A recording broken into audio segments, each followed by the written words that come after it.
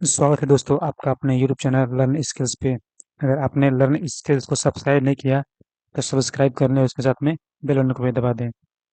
Question है, भारतीय राष्ट्रीय कांग्रेस की स्थापना के समय भारत का वायसराय कौन था? जब भारतीय राष्ट्रीय कांग्रेस की स्थापना हुई उस समय भारत का वायसराय कौन था?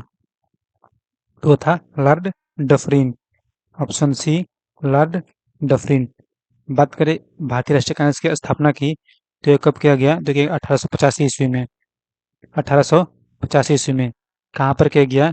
तो गोकुलदास तेजपाल संस्कृत विश्वविद्यालय में। कहाँ किया गया? गोकुलदास तेजपाल संस्कृत विश्वविद्यालय। गोकुलदास तेजपाल संस्कृत विश्वविद्यालय। ये कहाँ था? तो ये था मुंबई में। बात करें इस अधिवेशन के प्रथम अध्यक्ष की तो अध्यक्ष कौन थे? तो अध्यक्ष थे व्योमेश चंद्र बनर्जी। अध्यक्ष कौन थे? तो व्योमेश चंद्र बनर्जी। व्योमेश चंद्र बनर्जी। चलिए अगले क्वेश्चन पे आते हैं।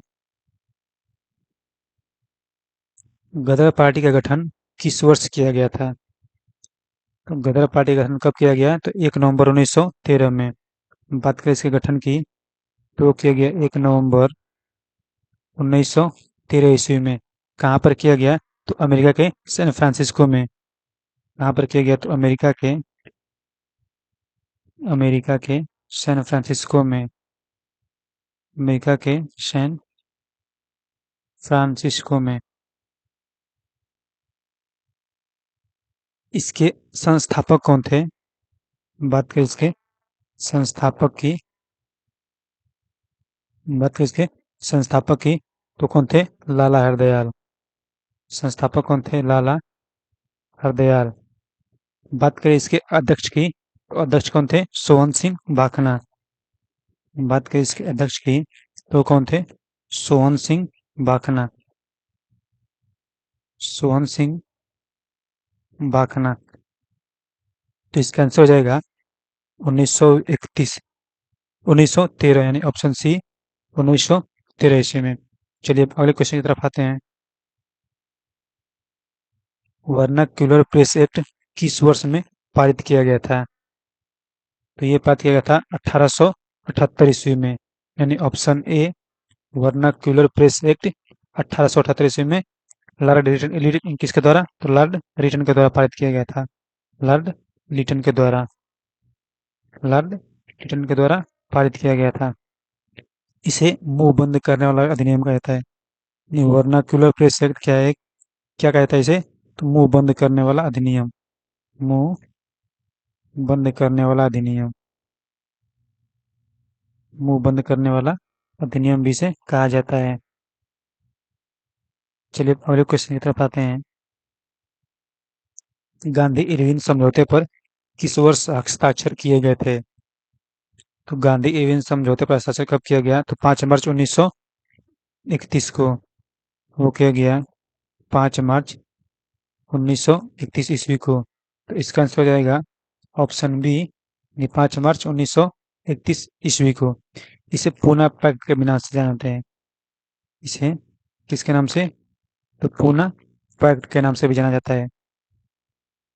इसे जाना जाता है पूना पैक्ट के नाम से। एक थी सरोजनी नायडू। इन्होंने महात्मा गांधी और लॉर्ड इरविन को महात्मा की संज्ञा दी। महात्मा गांधी और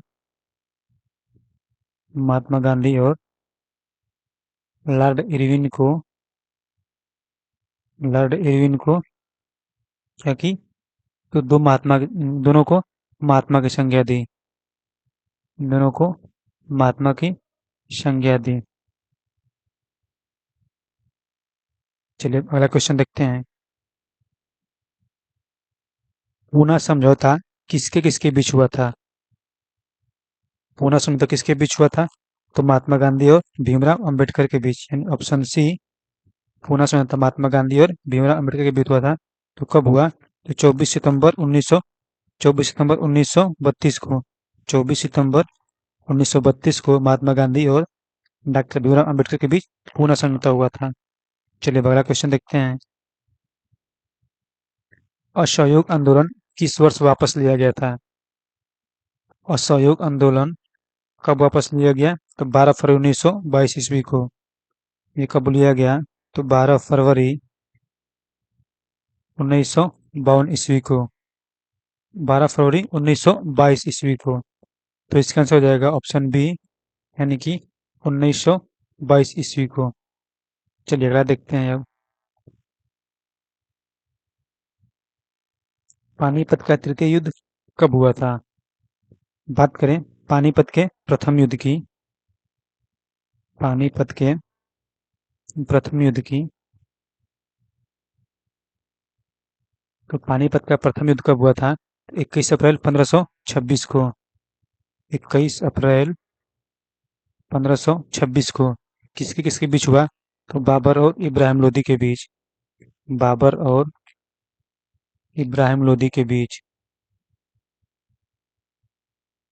इसमें बाबर की क्या हुई? जीत हुई। इसमें बाबर की हो गई थी जीत। बात करें पानीपत के द्वितीय युद्ध की। पानीपत के द्वितीय युद्ध की, तो पानीपत का द्वितीय युद्ध कब हुआ? तो वह था 5 नवंबर 1556 ईस्वी को। 5 नवंबर 1556 ईस्वी को। किसके बीच? तो हेमू और अकबर के बीच। किसके बीच? हेमू और अकबर के बीच। इसमें अकबर की विजय हुई थी। बात करें पानीपत के तृतीय युद्ध की या तीसरे युद्ध की, तो पानीपत का तृतीय युद्ध कब हुआ था? वो हुआ था 14 जनवरी 1761 में। 14 जनवरी 1761 ईस्वी में। किसके किसके बीच हुआ? तो मराठों और अफगानों के बीच। किसके बीच हुआ? मराठों और अफगानों के बीच। मराठों और अफगानों के बीच। इसमें अफगानों की विजय हुई थी। चलिए अगला क्वेश्चन देखते हैं। मैं मुसलमानों का गोखले बनना चाहता हूँ, उपयुक्त कथन इनमें से किसका है? यानी इनमें से कौन व्यक्ति हैं जिन्होंने कहा कि मैं मुसलमानों का गोखले बनना चाहता हूँ? तो सही इसका आंसर हो जाएगा मोहम्मद अली जिन्ना, यानी ऑप्शन बी, मोहम्मद अली जिन्ना। इन्होंने ही पाकिस्तान को एक अलग मांग स्वीकार की थी। यानी उन्होंने कहा कि एक अलग पाकिस्तान होना चाहिए। यानी अलग पाकिस्तान की मांग स्वीकार अलग पाकिस्तान की मांग की। अलग पाकिस्तान की मांग को स्वीकार की।